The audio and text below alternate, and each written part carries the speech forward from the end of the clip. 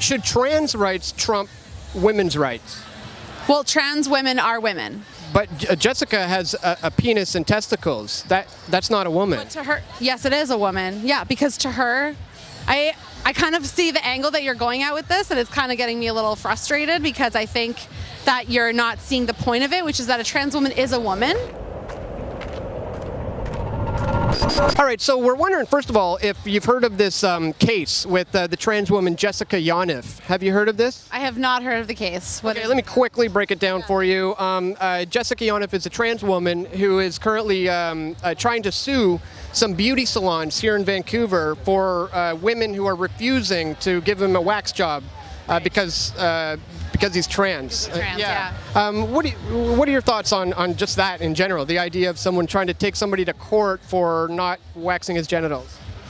I think that anytime we make a movement towards something that's inclusive towards people, I do have this. I'm a sex educator, so I do have this perspective that I understand where certain spaces are required to be there for the safety of individuals and people feeling safe and comfortable and welcome. I also think that including trans folk into those public spaces and just training up whoever the esthetician is, those companies would do well to be inclusive by training their estheticians to do a wax on anybody's genitals. Our genitals are homologous. It basically means that the same tissue that's in the clitoris is in the penis and in the shaft. So for us to make such a fixation of the differences, and when you're thinking about waxing, I've had my junk waxed, and it's just there's folds of skin and there's hair everywhere. It shouldn't be that different of a process. I guess the question lies in whether or not someone should be forced to have to do it. Let me ask you this: should trans rights trump women's rights? Well, trans women are women, so I think that they're the same thing. And I think including trans voices and trans experiences into intersectional feminism is kind of the whole point. And I think that when we include more people, more diverse bodies, more diverse voices into these kinds of experiences, then we acknowledge our similarities more than we talk about our differences. But Jessica has a penis and testicles. That's not a woman. But to her, yes, it is a woman. Yeah, because to her, I kind of see the angle that you're going at with this, and it's kind of getting me a little frustrated because I think that you're not seeing the point of it, which is that a trans woman is a woman, and going through transition is a very vulnerable role to be in, and a very vulnerable process for each individual that goes through that process. And so I think thinking about and looking at how do we include everyone in that, and I think that the point is that intersectional feminism will also help to release men of really restrictive roles that patriarchy puts them in, as well as women, as well as trans folks, as well as Indigenous and Black people of color. Sounds like you're for rights of everyone, really. Yeah, for rights but what of about the everyone. rights of the beauty salon petitions who don't want to have to touch another man's genitals by force? It's not a man, so trans woman is a woman, regardless of what kind of genitals they have. Just want to be really clear about that. And I'm going to be really clear on that a trans woman's genitals are still her genitals, so she's still a woman because she identifies that way.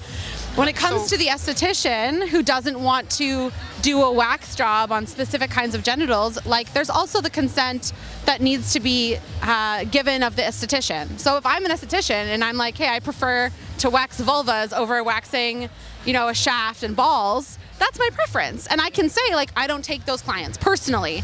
But if you open up your salon and say we're trans inclusive and we have specific estheticians who perform wax jobs on anybody's genitals and we don't turn people away, then that's really great and inclusive. And there are going to be other estheticians who are I'm not comfortable with that, and that's their consent and their boundaries that has to be acknowledged, and that's also totally fine. It's preference. It's what people are consenting to do. And also it's about how to train people to be more sensitive and be more aware that there shouldn't be a big difference between who wants to get their genitals waxed. And I have a whole other issues about hair waxing. Why do we even need to do that? It's something that our bodies just do. We all grow hair. That's something we all have in common. So that's everyone's preference. Because I think you're right. There are places that do exist where Jessica could go. But yet, Jessica's claiming discrimination against these certain ones and trying to have them shut down. I definitely think that there could be steps, and I don't know the rest of her case and how maybe she's approached the salon directly. Maybe she's taken to social media saying this particular salon could do with training up their estheticians in a specific way. I don't know to what steps she's taken that it has taken to be such a degree where she needs to seek out, suing them. Yeah. But also, that big change doesn't happen often without those really strong voices that have to bash down those walls and go, listen, this is kind of fucked up.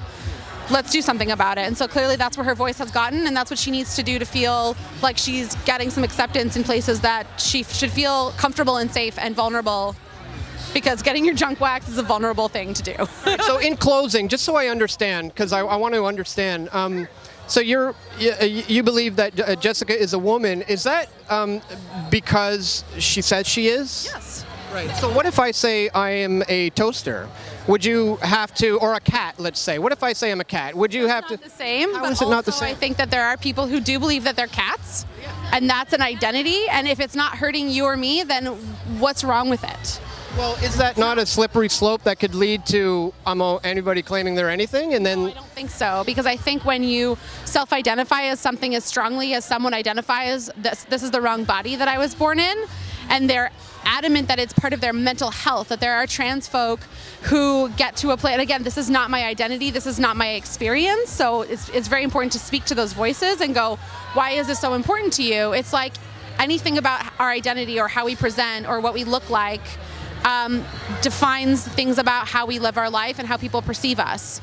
And to feel like you belong and feel like people see you as you see yourself is very important to individuals.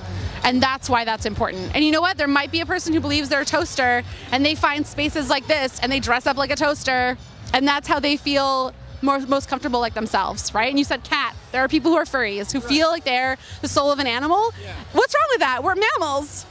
So it's defying reality. It's they're delusional. Why? No, they're not cats. Well, but fantasy and escapism and believing in things is part of what we love as humans. Why do you think we watch TV or we watch movies or we go on these adventures? We play video games. But it leads believe that we're other things. It's led to things like Bill C-16, where the government wants to police my language so that if I refer to a trans woman as a him, I could be arrested for that. Is that something you support? Listen, this is getting into some really touchy subjects, and I think it's also really important to hear other voices, not just mine. So I wish you luck with the rest of your day. This is my limit of where I feel like I'm getting really frustrated, and I'm not sure how I would be able to continue talking with you about this, but I do. I think we're having a rational, fair. For sure. This is just the part where I get kind of emotional about things like that, and I think that it's about humanity when it comes down to it, and it comes down to people feeling like they have their voice and their rights. But should the government be able to force me to have to use that word? But I don't think the government should have to get to that place. I think everyone should just treat people like human beings and But there's going to be people who stick with reality and they're not going to do it. Should the government be able to arrest them or throw them in jail? It's not about reality. There's a lot of things. As a sex educator, I can tell you there are a lot of things in our current knowledge of sexuality and sexual bodies that is incorrect. The amount of people that they think are intersex versus what actually exists in the world in terms of our chromosomes and things is vastly on a spectrum, right? So the fact that we create gender is made up, right? And so if people identify as a gender, that's great. And that's why trans folk, depending on how they feel in their gender, they want to express the gender that they feel they identify with, but also we make up our gender. Gender is a social construct. Of course it is. We invented it. We make it up because there's so few things about our actual biological body that are different. Why are we focused on those differences instead of looking at what our similarities are and how we treat each other like human beings and like we deserve to have our voices and we deserve to be part of community and culture and the arts. And to value people means that they're going to feel confident and they're going to be able to bring their best selves to this world. Yeah. I'm gonna finish there. Well, I want to thank you so much for taking the time to speak with us, because I think we're on the same page as that we want equality for everyone, really, but in the right way, that it's done properly. So yeah. Sure. Thank you very much. Yeah. Thank you. We all want truth.